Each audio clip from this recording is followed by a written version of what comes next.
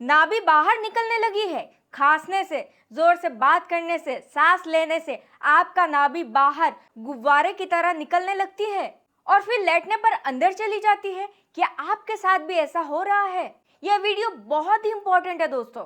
और हाँ, इस वीडियो को एक लाइक जरूर कीजिएगा। बहुत लोग इसे नॉर्मल सूजन, गैस या मोटापा समझकर इग्नोर कर देते हैं, लेकिन कुछ केसेस में ये हार्निया का सिग्नल हो सकता है और अगर सही समय पर ध्यान ना दिया जाए तो आगे जाके सीरियस प्रॉब्लम आपको हो सकता है।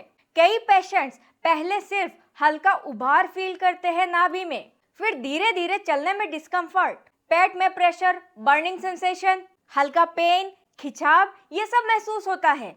और सबसे डेंजरस बात, लोग इसको नॉर्मल समझकर इग्नोर करते हैं या बेल्ट बांध देते हैं या दबाकर चलते हैं, जबकि अंदर प्रॉब्लम धीरे धीरे बढ़ रही है। बॉडी आपको सिग्नल दे रही है। नमस्कार दोस्तों, मैं डॉक्टर सरहाना चौधरी। आज मैं इस वीडियो में आपको साइंटिफिकली डिटेल में समझाने वाली हूँ हार्निया असल में होता क्या है, नाभि बाहर क्यों निकलने लगती है, कौन सा सिम्टम्स डेंजरस हो सकता है और ट्रीटमेंट का सही साइंटिफिक तरीका क्या है। हमारे पेट की मसल्स एक स्ट्रॉन्ग वॉल की तरह काम करता है। ये मसल्स अंदर से ऑर्गन को सपोर्ट करता है, लेकिन जब किसी वीक एरिया से अंदर का टिश्यू, फैट, इंटेस्टाइन बाहर की तरफ प्रेशर देने लगती है तो लंप या उभर जैसा दिखने लगता है। इस कंडीशन को हार्निया बोला जाता है। सबसे पहले समझेंगे नाभि के पास ही क्यों होता है। नाभि बॉडी का नेचुरल वीक एरिया हो सकता है, इसीलिए प्रेशर बढ़ने पर यहाँ पर स्वेलिंग डेवलप हो सकती है। कई बार पेशेंट नोटिस करते हैं कि खड़ा होने पर स्वेलिंग ज्यादा दिखती है, खांसने पर और उभर जाती है और लेटने पर हल्की कम हो जाती है। यह पैटर्न हार्निया में कॉमनली दिखाई देता है।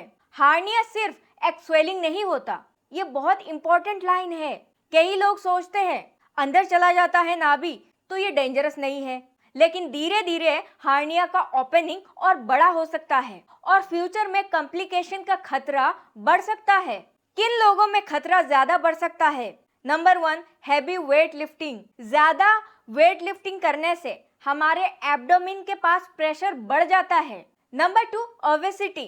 पेट पर एक्स्ट्रा प्रेशर पड़ने से हमारा मसल्स वीक हो जाता है। Number 3, pregnancy. प्रेगनेंसी के बाद हमारा पेट का जो वॉल है उसमें स्ट्रेच होता है और वीक भी हो सकती है। Number 4, chronic constipation. कंस्टिपेशन के टाइम आप जोर लगाते हैं, उससे हमारा मसल्स वीक होता है और मसल्स में स्ट्रेस बढ़ता है। नंबर 5, सीवियर कॉफ। बार बार रिपीटेड कॉफ होने से भी आपकी पेट में प्रेशर पड़ता है। सबसे डेंजरस कॉम्प्लिकेशन क्या हो सकता है?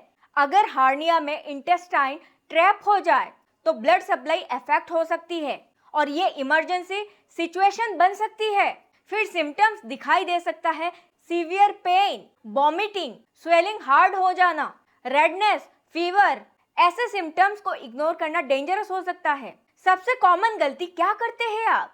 कई लोग ऑयल मसाज, टाइट कपड़ा बांध देते हैं, घरेलू नुस्खे, बेल्ट यूज करते हैं और ऐसा हरकत करने से आपकी स्वेलिंग को और बढ़ा देता है।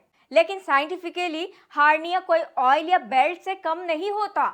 यह सिर्फ टेम्परेरी आपको सपोर्ट फील करा सकता है। डायग्नोसिस कैसे होता है? Doctor generally physical examination, symptoms और जरूरत पड़ने पर अल्ट्रासाउंड कराते हैं। ट्रीटमेंट कैसे होता है? ट्रीटमेंट डिपेंड करता है साइज, कॉम्प्लिकेशंस और सिम्टम्स पर। कुछ स्मॉल हार्निया मॉनिटरिंग में रहता है, लेकिन पेनफुल और एनलार्जिंग हार्निया में सर्जरी रिकमेंड किया जाता है और मॉडर्न सर्जरी टेक्निक पहले से काफी एडवांस हो चुका है। कई पेशेंट सर्जरी के बाद अपने लाइफ को नॉर्मल जीने लगते हैं। एक और इम्पोर्टेंट बात, नाभि में हर बार स्वेलिंग होना इसका मतलब ये नहीं कि आपको हार्निया है। कभी कभी सिस्ट, फैट लंप, इन्फेक्शन भी रीजन बन सकता है। इसीलिए सेल्फ डायग्नोसिस डेंजरस हो सकता है।